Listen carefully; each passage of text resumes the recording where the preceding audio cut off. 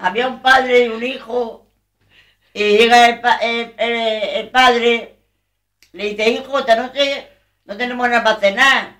Dice, no se preocupe usted, padre, que me voy yo ahora mismo a pedir a la calle. Se va a la calle a pedir y le dan 2 o 3 mendrugos de pan.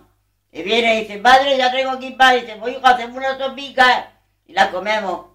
Dice, bueno, padre, a esto que llamar a la puerta. Y sale, dice, hijo, padre, la llama a la puerta. Dice, pues mira, ve quién es. Y sale y dice, hijo, dice, por favor, dame una limosna que no he cenado. Dice, espérese, lo que va. Dice, padre, es un hombre que viene pidiendo limosna. Dice, pues hijo, vamos a hacer una sopica, que venga y se coma 2 o 3 sopicas y se caliente el estómago. Y dice el hijo, anda, ahora me va a quitar a mí de 3 sopas, una, y yo que me voy a comer una. Pero pues no. Y sale por la casa así con las manos.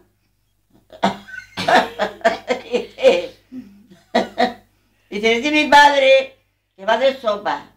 Que otro usted se coma 3 sopicas. Dice mi padre va a hacer sopa. Que otro usted se coma una sopica caliente.